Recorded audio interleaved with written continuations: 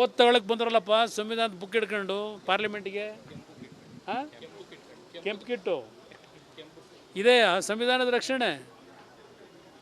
ನೆನೆಯಿಂದ ಪ್ರಾರಂಭ ಮಾಡಿದಿರಲ್ಲ. ನಿಮಗೂ ನನಗೂ ಇರೋ ವ್ಯತ್ಯಾಸ ಸಿದ್ದರಾಮಯ್ಯನವರೇ, ಸಿದ್ದರಾಮಯ್ಯವ್ರ ಮಂತ್ರಿಮಂಡಲದ ಎಲ್ಲ ಸದಸ್ಯರಿಗೆ ಹೇಳ್ತೀನಿ, ಪಾಪ ನೆನ್ನೆ ಬೆಳಗ್ಗೆಯಿಂದ ಎಲ್ಲ ಸಿದ್ದರಾಮಯ್ಯನವರಿಂದ ಪ್ರಾರಂಭ ಆಗಿ ಎಲ್ಲ ಮಂತ್ರಿಗಳು ಕುಮಾರಸ್ವಾಮಿ ಕುಮಾರಸ್ವಾಮಿ ಕುಮಾರಸ್ವಾಮಿ ಧ್ಯಾನ ಮಾಡಿದ್ದಾರೆ. ಅಂದರೆ ನವೆಂಬರ್ ತಿಂಗಳಿನಲ್ಲಿ ಕುಮಾರಸ್ವಾಮಿ ಮೇಲೆ ನಾವು ಗವರ್ನರ್ ಮುಂದೆ ಒಂದು ಪ್ರಾಸಿಕ್ಯೂಷನ್ಗೆ ಸ್ಯಾಂಕ್ಷನ್ಗೆ ಕಳಿಸಿದ್ದೀವಿ ಅಂತ. ಯಾರು ಕಳಿಸಿದ್ದದು? ಪ್ರಾಸಿಕ್ಯೂಷನ್ ಅವಶ್ಯಕತೆ ಇದೆಯಾ? ನಾನು ಅದಕ್ಕೆ ಮೊದಲೇ ಹೇಳಿದ್ದು 2011 ಒಂದು ಭಾಗ, 2006ರಲ್ಲಿ ನಾನು ಮುಖ್ಯಮಂತ್ರಿ ಆದ 2 ತಿಂಗಳಿಗೆ, 2 ತಿಂಗಳು ಆಗಿರಲಿಲ್ಲವನಲ್ಲ ಪುಟ್ಟಣ್ಣ, 150 ಕೋಟಿ ಹಗರಣ, 2 ತಿಂಗಳಾಗಿರಲಿಲ್ಲ, 150 ಕೋಟಿ ಹಣ ಸಂಗ್ರಹ ಮಾಡಿದ್ದೇನೆ ಗಣಿಗಾರಿಕೆ ಮಾಲೀಕರ ಹತ್ರ ಅಂತ ಹೇಳಿ ನನ್ನ ಮೇಲೊಂದು ಆಪಾದನೆ ಬಂತು. ಅದನ್ನು ಹೈದರಾಬಾದ್ಗೆ ಹೋಗಿ ಪಾಪ ಈಗ ನಮ್ಮ ಇದಾರಲ್ಲ ಸಿಡಿ ಲೀಡ್ರು ಹೋಗಿ ಹೈದರಾಬಾದಲ್ಲಿ ಕೂತು ಅವ್ರ ಜೊತೆಗೆ ಶ್ರೀನಿವಾಸಪುರದವರೊಬ್ಬರು ಅವರು ಹೋಗಿದ್ದರು.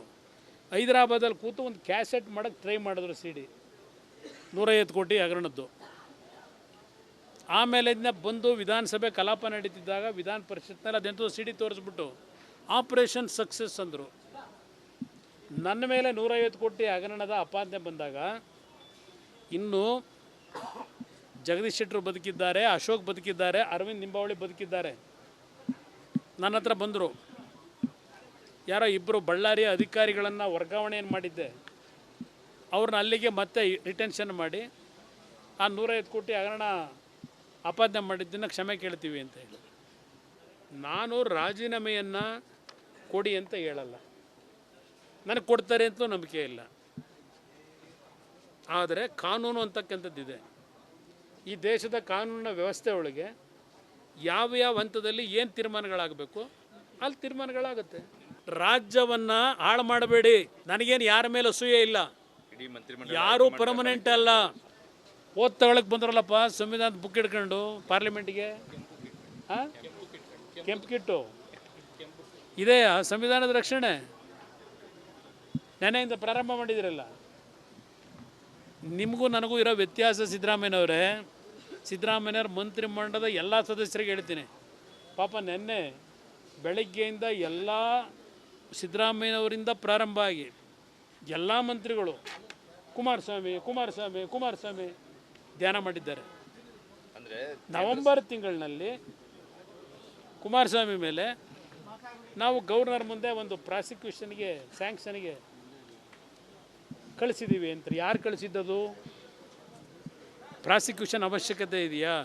ನಾನು ಅದಕ್ಕೆ ಮೊದಲೇ ಹೇಳಿದ್ದು 2011 ಒಂದು ಭಾಗ, 2006ರಲ್ಲಿ ನಾನು ಮುಖ್ಯಮಂತ್ರಿ ಆದ 2 ತಿಂಗಳಿಗೆ, 2 ತಿಂಗಳು ಆಗಿರಲಿಲ್ಲವನಲ್ಲ ಪುಟ್ಟಣ್ಣ, 150 ಕೋಟಿ ಹಗರಣ, 2 ತಿಂಗಳಾಗಿರಲಿಲ್ಲ, 150 ಕೋಟಿ ಹಣ ಸಂಗ್ರಹ ಮಾಡಿದ್ದೇನೆ ಗಣಿಗಾರಿಕೆ ಮಾಲೀಕರ ಹತ್ರ ಅಂತ ಹೇಳಿ ನನ್ನ ಮೇಲೊಂದು ಆಪಾದನೆ ಬಂತು.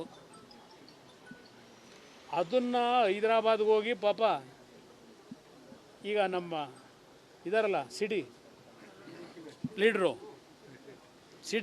ಹೋಗಿ ಹೈದರಾಬಾದಲ್ಲಿ ಕೂತು ಅವ್ರ ಜೊತೆಗೆ ಶ್ರೀನಿವಾಸಪುರದವರೊಬ್ಬರು ಅವರು ಹೋಗಿದ್ದರು. ಹೈದರಾಬಾದಲ್ಲಿ ಕೂತು ಒಂದು ಕ್ಯಾಸೆಟ್ ಮಾಡೋಕ್ಕೆ ಟ್ರೈ ಮಾಡಿದ್ರು ಸಿಡಿ 150 ಕೋಟಿ ಹಗರಣದ್ದು. ಆಮೇಲೆ ಇದನ್ನ ಬಂದು ವಿಧಾನಸಭೆ ಕಲಾಪ ನಡೀತಿದ್ದಾಗ ವಿಧಾನ ಪರಿಷತ್ನಲ್ಲಿ ಅದೆಂತೋ ಸಿಡಿ ತೋರಿಸ್ಬಿಟ್ಟು ಆಪರೇಷನ್ ಸಕ್ಸಸ್ ಅಂದರು. ನನ್ನ ಮೇಲೆ 150 ಕೋಟಿ ಹಗರಣದ ಆಪಾದನೆ ಬಂದಾಗ ಇನ್ನು ಜಗದೀಶ್ ಶೆಟ್ಟರು ಬದುಕಿದ್ದಾರೆ, ಅಶೋಕ್ ಬದುಕಿದ್ದಾರೆ, ಅರವಿಂದ್ ನಿಂಬಾವಳಿ ಬದುಕಿದ್ದಾರೆ.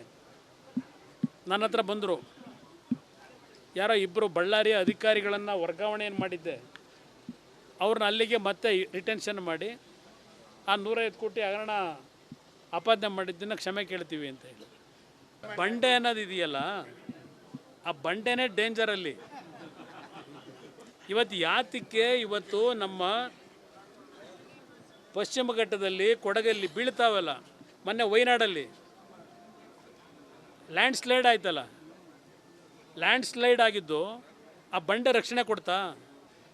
ಆ ಲ್ಯಾಂಡ್ ಸ್ಲೈಡ್ ಆಗಿ ಇವತ್ತು ಹಲವಾರು ಜನ ಸಾಯಲಿಕ್ಕೆ ಆ ಬಂಡೆಗಳೇ ಕಾರಣ. ಕರ್ನಾಟಕದಲ್ಲೂ ಈ ಬಂಡೆಗಳೇ ಕಾರಣವಾಗ್ತಕ್ಕಂಥ ದಿನ ದೂರ ಇಲ್ಲ.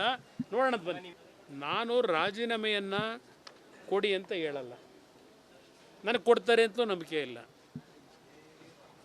ಆದರೆ ಕಾನೂನು ಅಂತಕ್ಕಂಥದ್ದಿದೆ. ಈ ದೇಶದ ಕಾನೂನಿನ ವ್ಯವಸ್ಥೆ ಒಳಗೆ ಯಾವ ಹಂತದಲ್ಲಿ ಏನು ತೀರ್ಮಾನಗಳಾಗಬೇಕು ಅಲ್ಲಿ ತೀರ್ಮಾನಗಳಾಗುತ್ತೆ. ರಾಜ್ಯವನ್ನು ಹಾಳು ಮಾಡಬೇಡಿ. ನನಗೇನು ಯಾರ ಮೇಲೆ ಅಸೂಯೆ ಇಲ್ಲ. ಯಾರೂ ಪರ್ಮನೆಂಟ್ ಅಲ್ಲ. ಓದ್ ತಗೊಳಕ್ಕೆ ಬಂದ್ರಲ್ಲಪ್ಪ ಸಂವಿಧಾನದ ಬುಕ್ ಹಿಡ್ಕೊಂಡು ಪಾರ್ಲಿಮೆಂಟಿಗೆ. ಹಾಂ, ಕೆಂಪು ಕಿಟ್ಟು ಇದೆಯಾ ಸಂವಿಧಾನದ ರಕ್ಷಣೆ? ನೆನೆಯಿಂದ ಪ್ರಾರಂಭ ಮಾಡಿದಿರಲ್ಲ. ನಿಮಗೂ ನನಗೂ ಇರೋ ವ್ಯತ್ಯಾಸ ಸಿದ್ದರಾಮಯ್ಯನವರೇ, ಸಿದ್ದರಾಮಯ್ಯವ್ರ ಮಂತ್ರಿಮಂಡಲದ ಎಲ್ಲ ಸದಸ್ಯರಿಗೆ ಹೇಳ್ತೀನಿ, ಪಾಪ ನೆನ್ನೆ ಬೆಳಗ್ಗೆಯಿಂದ ಎಲ್ಲ ಸಿದ್ದರಾಮಯ್ಯನವರಿಂದ ಪ್ರಾರಂಭ ಆಗಿ ಎಲ್ಲ ಮಂತ್ರಿಗಳು ಕುಮಾರಸ್ವಾಮಿ ಕುಮಾರಸ್ವಾಮಿ ಕುಮಾರಸ್ವಾಮಿ ಧ್ಯಾನ ಮಾಡಿದ್ದಾರೆ. ನವೆಂಬರ್ ತಿಂಗಳಿನಲ್ಲಿ ಕುಮಾರಸ್ವಾಮಿ ಮೇಲೆ ನಾವು ಗವರ್ನರ್ ಮುಂದೆ ಒಂದು ಪ್ರಾಸಿಕ್ಯೂಷನ್ಗೆ ಸ್ಯಾಂಕ್ಷನ್ಗೆ ಕಳಿಸಿದ್ದೀವಿ ಅಂತ. ಯಾರು ಕಳಿಸಿದ್ದದು? ಪ್ರಾಸಿಕ್ಯೂಷನ್ ಅವಶ್ಯಕತೆ ಇದೆಯಾ? ನಾನು ಅದಕ್ಕೆ ಮೊದಲೇ ಹೇಳಿದ್ದು 2011 ಒಂದು ಭಾಗ, 2006ರಲ್ಲಿ ನಾನು ಮುಖ್ಯಮಂತ್ರಿಯಾದ 2 ತಿಂಗಳಿಗೆ 2 ತಿಂಗಳು ಆಗಿರಲಿಲ್ಲ ಇವನ್ನೆಲ್ಲ ಬಿಡೋಣ. 150 ಕೋಟಿ ಹಗರಣ, 2 ತಿಂಗಳಾಗಿರಲಿಲ್ಲ. 150 ಕೋಟಿ ಹಣ ಸಂಗ್ರಹ ಮಾಡಿದ್ದೇನೆ ಗಣಿಗಾರಿಕೆ ಮಾಲೀಕರ ಹತ್ರ ಅಂತ ಹೇಳಿ ನನ್ನ ಮೇಲೊಂದು ಆಪಾದನೆ ಬಂತು. ಅದನ್ನು ಹೈದರಾಬಾದ್ಗೆ ಹೋಗಿ ಪಾಪ ಈಗ ನಮ್ಮ ಇದಾರಲ್ಲ ಸಿಡಿ ಲೀಡ್ರು ಹೋಗಿ ಹೈದರಾಬಾದಲ್ಲಿ ಕೂತು ಅವ್ರ ಜೊತೆಗೆ ಶ್ರೀನಿವಾಸಪುರದವರೊಬ್ಬರು ಅವರು ಹೋಗಿದ್ರು. ಹೈದರಾಬಾದಲ್ಲಿ ಕೂತು ಒಂದು ಕ್ಯಾಸೆಟ್ ಮಾಡೋಕ್ಕೆ ಟ್ರೈ ಮಾಡಿದ್ರು ಸಿಡಿ 150 ಕೋಟಿ ಹಗರಣದ್ದು. ಆಮೇಲೆ ಇದನ್ನ ಬಂದು ವಿಧಾನಸಭೆ ಕಲಾಪ ನಡೀತಿದ್ದಾಗ ವಿಧಾನ ಪರಿಷತ್ನಲ್ಲಿ ಅದೆಂತೂ ಸಿಡಿ ತೋರಿಸ್ಬಿಟ್ಟು ಆಪರೇಷನ್ ಸಕ್ಸಸ್ ಅಂದರು. ನನ್ನ ಮೇಲೆ 150 ಕೋಟಿ ಹಗರಣದ ಅಪಾದನೆ ಬಂದಾಗ ಇನ್ನು ಜಗದೀಶ್ ಶೆಟ್ಟರು ಬದುಕಿದ್ದಾರೆ, ಅಶೋಕ್ ಬದುಕಿದ್ದಾರೆ, ಅರವಿಂದ್ ನಿಂಬಾವಳಿ ಬದುಕಿದ್ದಾರೆ. ನನ್ನ ಹತ್ರ ಬಂದರು.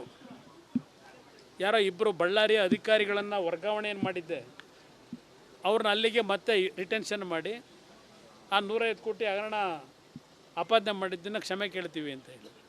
ಬಂಡೆ ಅನ್ನೋದು ಇದೆಯಲ್ಲ, ಆ ಬಂಡೆನೇ ಡೇಂಜರಲ್ಲಿ. ಇವತ್ತು ಯಾತಕ್ಕೆ ಇವತ್ತು ನಮ್ಮ ಪಶ್ಚಿಮ ಘಟ್ಟದಲ್ಲಿ ಕೊಡಗಲ್ಲಿ ಬೀಳ್ತಾವಲ್ಲ, ಮೊನ್ನೆ ವಯನಾಡಲ್ಲಿ ಲ್ಯಾಂಡ್ ಸ್ಲೈಡ್ ಆಯ್ತಲ್ಲ, ಲ್ಯಾಂಡ್ ಸ್ಲೈಡ್ ಆಗಿದ್ದು ಆ ಬಂಡೆ ರಕ್ಷಣೆ ಕೊಡ್ತಾ? ಆ ಲ್ಯಾಂಡ್ ಸ್ಲೈಡ್ ಆಗಿ ಇವತ್ತು ಹಲವಾರು ಜನ ಸಾಯಲಿಕ್ಕೆ ಆ ಬಂಡೆಗಳೇ ಕಾರಣ. ಕರ್ನಾಟಕದಲ್ಲೂ ಈ ಬಂಡೆಗಳೇ ಕಾರಣವಾಗ್ತಕ್ಕಂಥ ದಿನ ದೂರ ಇಲ್ಲ. ನೋಡೋಣ ಬನ್ನಿ.